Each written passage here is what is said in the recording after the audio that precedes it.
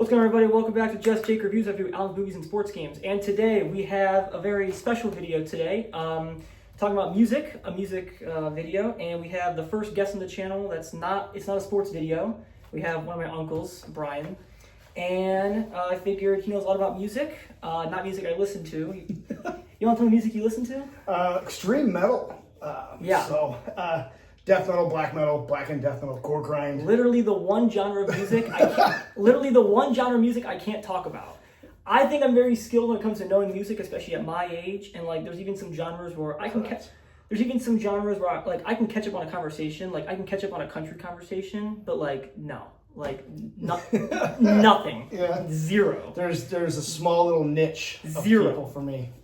Yeah, but There's like 80 of us. Those people are really into it. Oh, like, facts. Love it. Facts. Love it. Yeah, there's a whole side of Twitter just. That's right. That's true. Just loving this stuff. But we came up with a plan, and we got a band that's not even new to this channel. I reviewed one of their albums, Black Sabbath. He's a huge Black Sabbath guy. Yep, Volume 4. I think they're a good band. I think they're solid. I listened to their first 6 albums because I was told to stop there. So I was like, okay, that's cool. Correct. And And they have a lot of albums that this would be tough because we're only doing a top 10 because 20 songs is. Yeah, so I have my list here, and he made this list. I don't know when. I had to make a list. He texted me. I already got it. I'm like, oh, okay, cool. So Black Sabbath, obviously, the first 6 we're talking about are the Ozzy records. Yes. There's some really good stuff. Mob Rules, Heaven and Hell's great after Yes. Ozzy and stuff like that. But, with the passing of Ozzy in July. So my Paranoid album review Correct. actually came out like a week before his passing. Correct. Which was very sentimental. I was like, oh wow, I feel that. I hope you weren't the reason. Oh boy. No, I'm just kidding. Well, I remember his last show, the videos of his last show of him sitting down. I was like, oh, that's cool. I've got to see Ozzy live numerous times with Sabbath and with Ozzy, mostly Ozfest and stuff like that, just because I'm not that old. I wasn't old enough to go see him in the 80s. Mm-hmm. I was still a kid. Mm-hmm. But I've seen Sabbath and Ozzy numerous times on numerous different festivals. I will say, who's the one, is it Iommi? What's his name? Tony Iommi, guitar player. I heard he's like not like the most liked, because he sang a little bit, didn't he? Geezer Butler, I think, is one of, because Geezer Butler actually is, a lot of people consider Geezer Butler the actual absolute brains behind Black Sabbath, because a lot of the lyrics, a lot of the music and stuff like that. Tony Iommi is just a very good guitar player. Something interesting about Tony Iommi, I guess, apparently he lost feeling in his fingertips. I think I heard that story. And he's actually able to still play guitar, play some really wicked solos. If you're looking for like elite musicianship, Black Sabbath is not. I mean, they're great musicians. If you want to get into rock, I would just say listen to Sabbath. Absolutely. Yeah, I mean, they're a lot of typical power chords and stuff like that. But I mean, they made it sound absolutely incredible. Mm-hmm. So yeah, we each have our top 10s here. We don't know what's on each other's top 10s. Maybe there's a song or two that we agree on. My songs could be more obvious. I don't know. I think judging, I have 2 hits. That I know of. I have two big hits. But that's it though. I would call 2 of mine. But hits are probably different to you. Hits. I would say 2 of mine are hits. The third, my number 10 has been. My number 1 that I know of, I don't think is a hit, which I'm proud of. Good for you. Yeah. Good for you. I'm proud of that. Yeah, one. I'm proud of my number 1. My number 1 was the only confident one. I was like, okay, my top 10, 1 done. I texted you the other day. I'm like, ready to get educated on some Black Sabbath, and he was like, "Yes, let's do it." He's gonna know way more than I, and that's totally fine. It's all good. I like to have the guests speak. All good. The more when I get it. So I kind of want to start because I'm gonna say less about the songs than you probably, and I have stuff written down because there's no evidence. So number 10. I want to say this real quick. So like I said, heard the first 6 albums. My favorite is SBS. Heavy record. Yeah, it's my favorite. And I have 3 songs off that album on my top 10. And number 10, we're going to kick it off with that album, A National Acrobat. Great tune. Off Death Bloody Sabbath. Amazing vocals. This is kind of a little simple song compared to the songs in the list. This song, more than one Black Sabbath song has it, but the song where it has just the little refrains like the 3 lines, instrumental 3 lines. This is basically that's verse, it. chorus, verse. Yeah, that's it for this. The whole song of this is just that. This song could be a little shorter, a little bit. There are better songs off the album, which we'll see. And then the guitar at the end, I kind of like it. It kind of gives me White Album Beatles vibes. The guitar at the end. But yeah, A National Acrobat off Sabbath Bloody Sabbath is my number 10. My number 10 is Into the Void off of Master of Reality. It's an iconic riff. The song is actually written about leaving planet Earth, on spaceships, like into like a dystopia kind of thing, and going for a better world. Into the Void's been covered by a lot of people. The best cover of it ever is Corrosion Conformity, like a sludge band from Louisiana. They're actually well known. Right? Okay. You know, they toured with Metallica a lot, but Into the Void, absolutely, Into the Void, okay. Absolutely beautiful song off of Master Reality. Master Reality is their heaviest record. I think it's good. It's a heavy I'd record. probably put that too. A lot of palm mutes, which makes an album really heavy. It's when you rest your palm on the bridge guitar and stuff like that. A lot of chug sound. Oh, okay. So there's a lot of real heaviness in Master Reality. Great record. Master Reality, pretty good. All right, cool. Yeah, that's not on my list, so there you go. There you go. Number 9, we're not leaving the album. Same album, SBS. Number 9, I actually have the self-titled Sabbath Bloody Sabbath off with the same name. First song off the album. I enjoy the singing. Pretty good singing off this. High pitch. Yeah, very good. So you gotta help me out with this one. This song it's about someone. It's about mental fatigue. Oh, is it? It's really about mental fatigue. Okay. It's about the lyrics sounded like he was describing like someone. Yeah, like, talking to someone. His own psyche. It's legitimately about mental fatigue. Oh. It's taken after in a very important time in like British history of the Sabbath Bloody Sabbath, which is Sunday Bloody Sunday. But it's actually about mental fatigue and wearing out. And as they're going through their albums and stuff like that, you can tell there's different tiers of the way things are going through his life and stuff like that. And I'm not 100%. I believe Geezer Butler wrote the lyrics for this one. I could be way off on that though. Not confirmed you are about that, right? But not a confirmation. Yeah. But I'm pretty sure because Geezer Butler did write a lot of lyrics. But this is actually about mental fatigue. Okay. And then I like the aggression in the second half of the song. Very heavy. Aggression's very, very good. Anthrax did an amazing cover of it on the I'm the Man EP. I've heard of them. So good. I've heard of the band. Yeah. My number 9 is a 9-minute epic off of Sabotage. It's called Megalomania. It is basically about schizophrenia going back and forth between multiple. And the song is the epitome of what doom metal started with. It is just a begrudgingly dredgy, just slow, methodical beatdown. It's such a great song. Such a great song. What a great term for like a genre, doom metal. Like that's like it's a very pop. Black Sabbath is considered the first doom metal act. Then there's a lot of Typo Negative is probably the biggest band from the doom metal phase that you would know of, but there's other bands out there. My Dying Bride, Restless Spirit, Paradise Lost is really good. So like a lot of those bands kind of stem from the doom, the slow and drudging idea that they created, and Sabbath was the first ones to do it. Do you remember that song? All right, number 8. This is the only song off Master Reality on my list. It's Children of the Grave. I know, basic. It's the guitar solo at the beginning. Come on. Great riff. Yeah, great riff. This is the first Sabbath song I ever liked. So that's kind of why I made the list as well, because it's the first time I was like, oh, cool, this band. I feel like if you were to have like a huge hit on your top 10 list, this or like one more song, like you could, this song is very easy to like. Very catchy. I like the whispering at the end. I think it's pretty haunting. The children of it's pretty good. A couple covers by this. I know a lot of the covers too, sorry. Yeah. White Zombie did a really, really good one on the Nativity in Black record. Which is a tribute to Black Sabbath. And then lately, I'm not a big Lamb of God fan, but Lamb of God actually did a cover at the Ozzy's last show, and they recorded it and stuff like that. And it's super, super heavy. That song is just it's just got a great riff. It's amazing riff. I mean, it's one of the most recognizable riffs easily in Sabbath's in Sabbath's library. Yeah, not even close. Number 8. So I did number 8 off of Volume 4. Okay. One of the greatest records of all time. Cornucopia. Heavy. Have that song liked. Heavy song. One of the songs I like. And then it's basically about societal materialism. So basically like people, objects and things are more important than your own self-worth.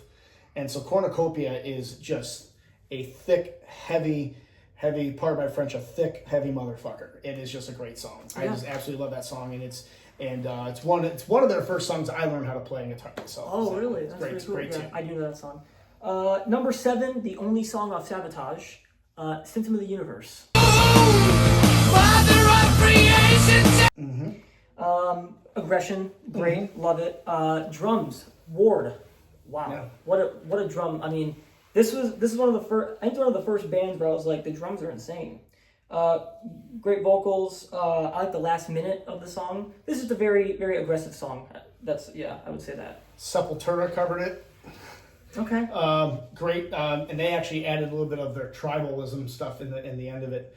Okay. But Symptom of the Universe, another great riff. Yeah, another fantastic riff. Absolutely. Another fantastic riff. The 7 for me is Sabbath, Bloody Sabbath. Nice. There you go. Sabbath, Bloody Sabbath. Nice. Just because the riff is absolutely elite. Ozzy's pitch is untouchable. Amazing. I mean, fantastic. Legend. Fantastic. And you already said what the song's about. So Yep. All right. Number 6. Paranoid. Off Paranoid.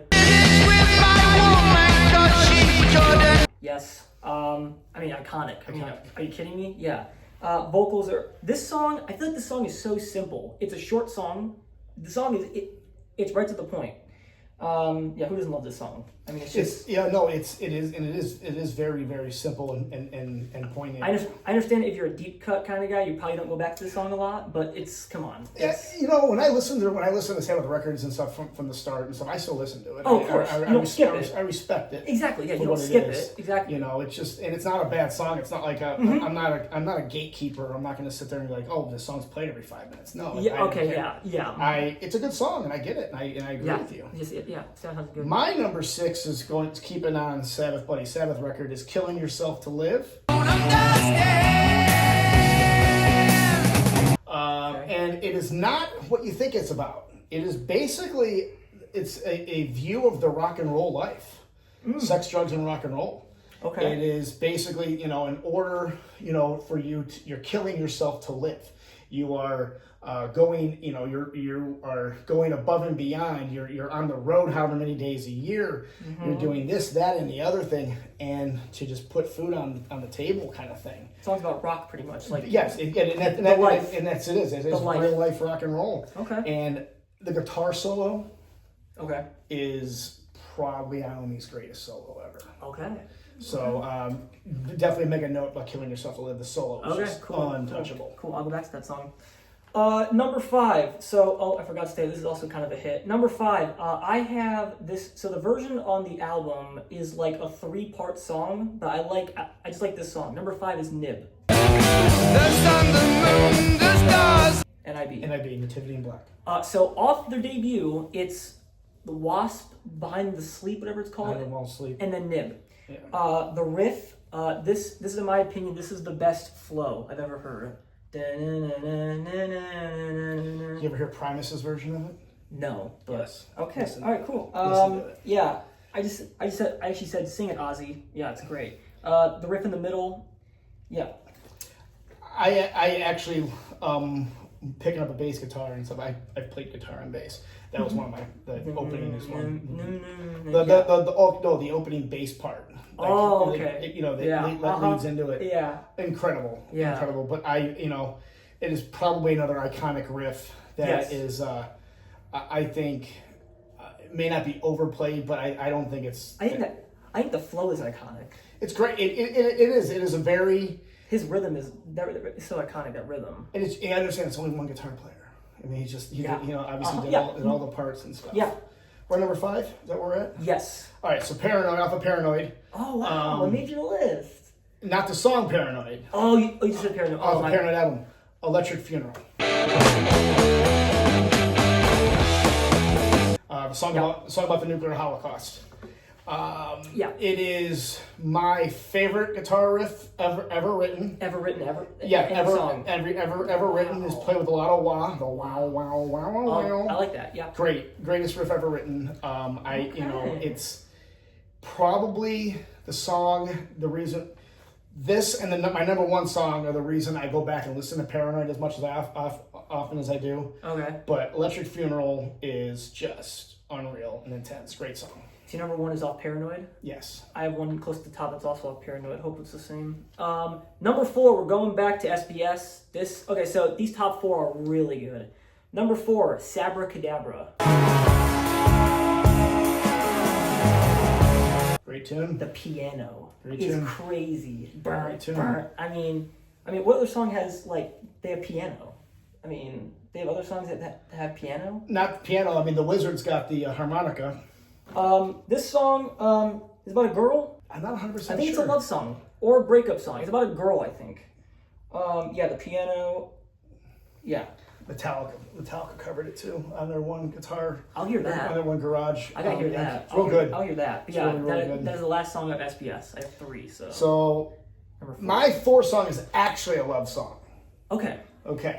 It's off of Volume 4. Okay. St. Vitus Dance.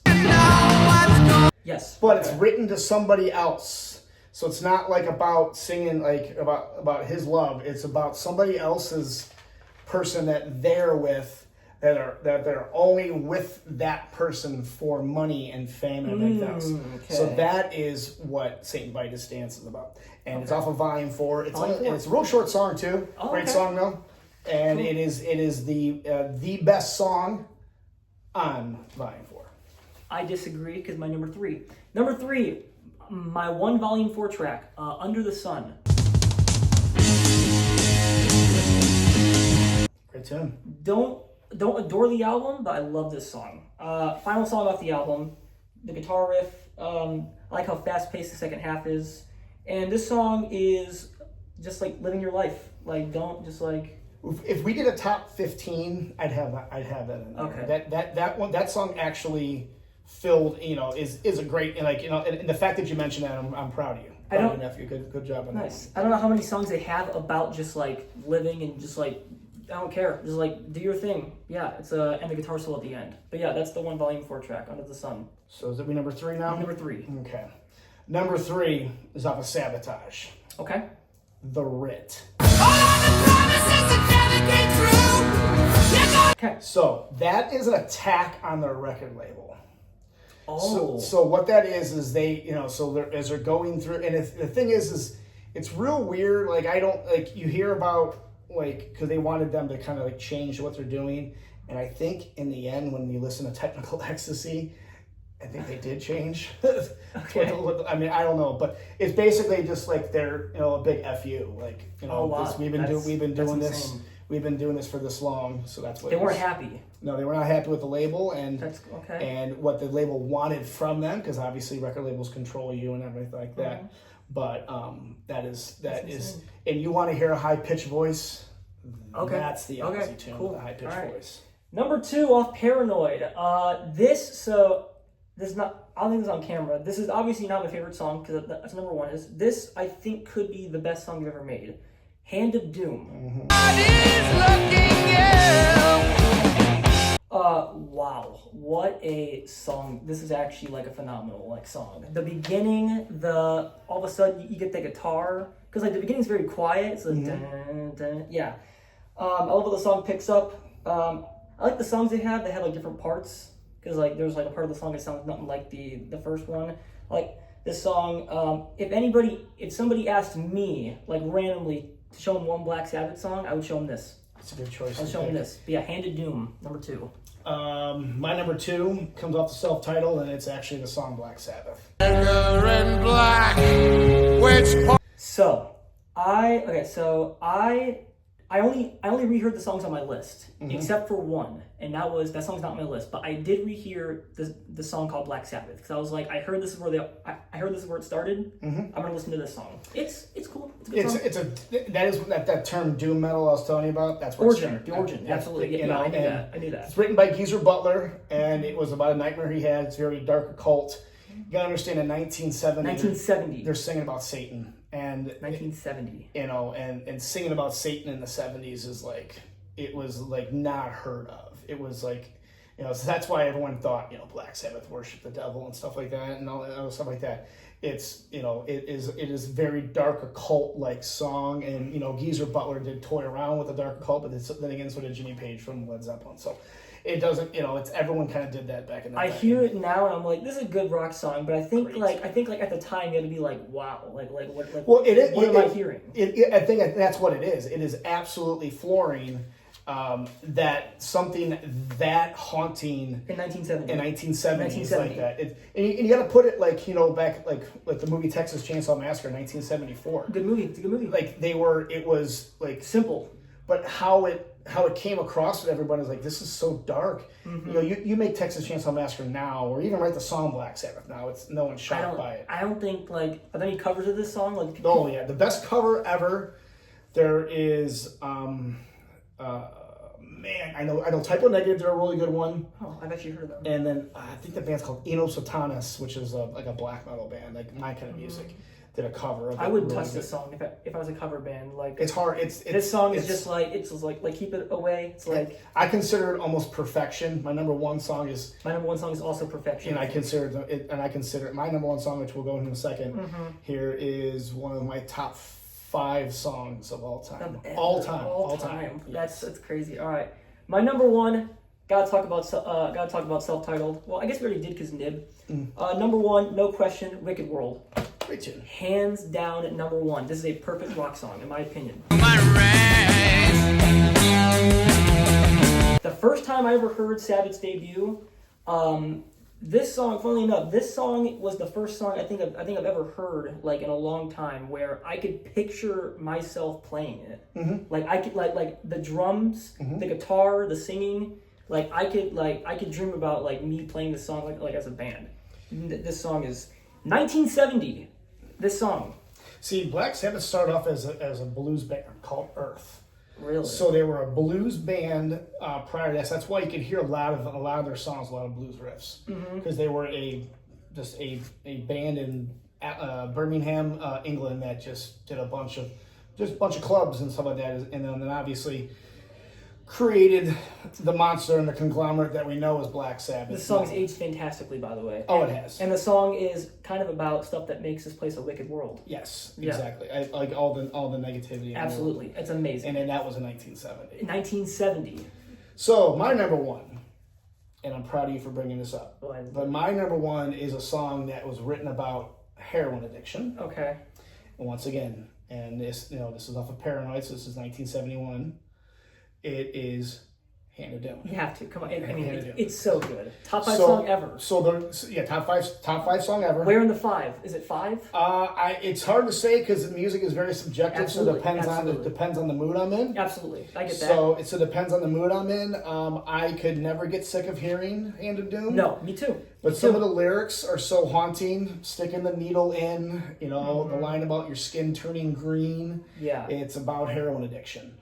And, obviously, growing up as a kid of the 90s yes. and stuff like that, heroin was I never did heroin, I'm not a heroin addiction, okay. But I listened to a lot of, the whole grunge scene and a lot of the metals and stuff like that back then.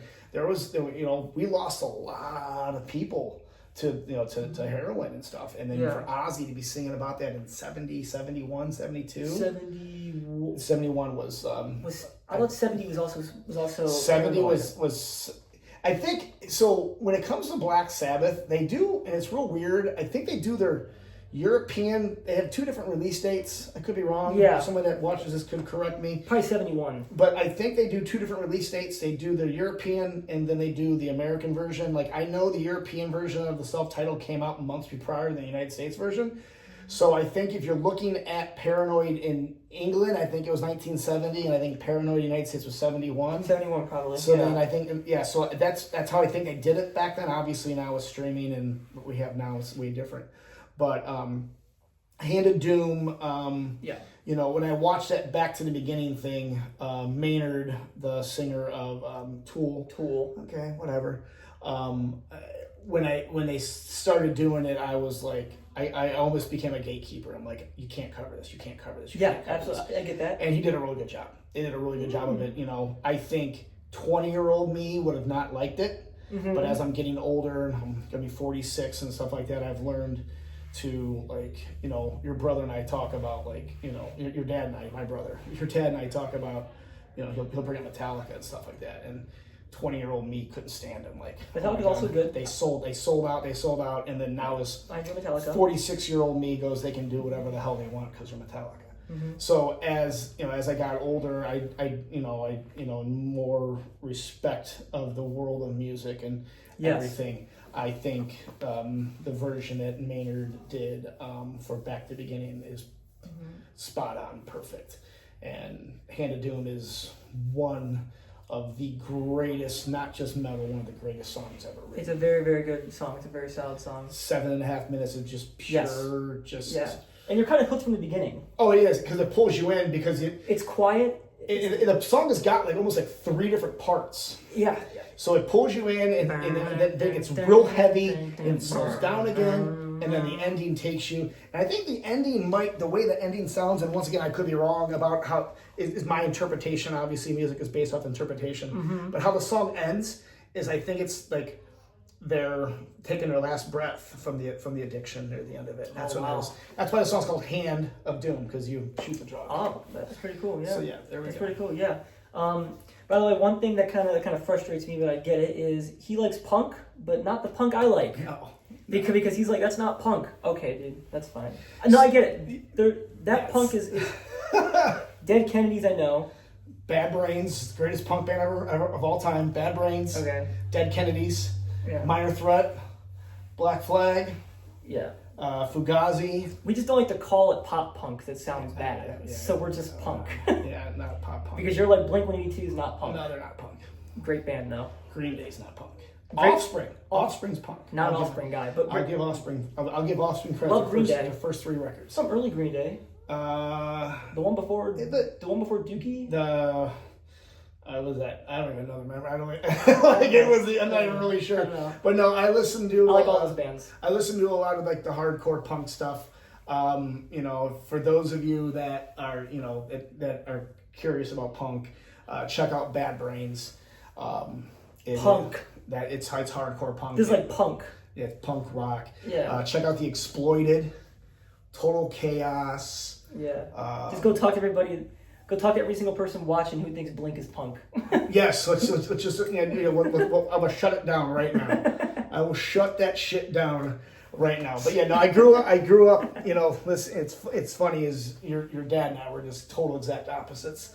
Yeah. And every aspect of life, like now as an adult, as a almost 46-year-old adult, I will say he was the better hockey player. Okay, I wouldn't necessarily call him the better athlete. Okay. But he was the better hockey player, but for 25 years, I would never be caught dead saying that. And he was the better hockey player. Well, yeah. So that was fun making the video. That was fun. We had 2 agreements. Which is pretty good. Yeah. Hand of Doom is. I'm gonna give you credit for that one. That's a good agreement. I'm gonna give you props for that one. Hand of Doom, number 2. Because I think it's their best song. No doubt, and I absolutely give you props for that one, because I was not expecting from that from you. Really? Nephew. Yeah. Not expecting that from your nephew. Oh, I was expecting to hear War Pigs up there. Not a bad song. I never loved it. Same thing as Iron Man. Okay, song, never loved it. Yeah, like I said, they're great for what they are. It's just, it's like if War Pigs on the radio, which I don't listen to a whole lot of radio anymore. I got Paranoid on there. I got the hits I like. I got to include Paranoid. So when Ozzy died that day, a bunch of us on my little Twitter world, @ExtremeMetalDad is my name on there. If a bunch of us just listened to every Ozzy thing ever. So we started with the first Sabbath record, and we went all the way through his solo stuff. And it took me almost 3 days, but I listened to every... Probably worth it, though. Oh, Absolutely. God. Yeah. Even the bad stuff. Even some of the bad stuff. Yeah. But we went through everything as a kind of a dedication to the reason my music exists. Yeah. I mean, like every extreme metal band. You think if that debut album didn't exist, you think the bands that you like would be around? No. Yeah. No. because that band that influenced Metallica, that influenced Slayer. I think the song Black Sabbath itself, like the darkness of it influenced a lot. I think so for people that are not familiar with me, like there's obviously like Metallica is obviously the biggest metal band there is, and then obviously you had Pantera, you had Lamb of God is spread off of that, Slipknot, which is not my thing. They've come off of that, but when it came to of all the bands I can mention that you've probably heard of that kind of sent my music into its full tilt, the very first extreme metal band is Slayer. I've heard of them. So their Hell Awaits record is their first one, and then obviously there's other stuff in there you never heard of, like Venom and Bathory, and then there's Emperor and Mayhem and stuff like that. All this other stuff that's kind of offskirted from that. But if you're interested into or curious about what I started with, go pick up Slayer's Hell Awaits. Okay. And that's the one that started it all, and then boom, and that's just where the extreme stuff started. I mean, Priest and Sabbath were the first two for me. But then I went off some weird little tangent. My uncle got me into it, and I went off some weird tangent after that. Yeah. So, well, that's gonna be all for today's video. I'll definitely do more of these top 10s. I already have one more planned. I'll tell you right now, and this is just giving you props. Your channel's great. Appreciate it. I love the dry humor. That is definitely your dad. I just don't like speak. I just no emotion without jokes. Yeah, that's your cool. dad. That is definitely my brother. Like that is just the dry humor is definitely your dad. Yeah. But you're very seasoned. You don't go into something without doing research. Absolutely. That is the most important thing, and I give you 150% props for it. That's important. I absolutely love your videos. I'm not a Bills fan. I'm not a Sabres fan. We can get into that. But we can. You know what? Good for you. Good for you. Hey, you know what? You as a Sabres fan, you guys have been through some hell, so I get it. So as a Browns fan, I've been through the exact same thing. He also knows hockey a lot.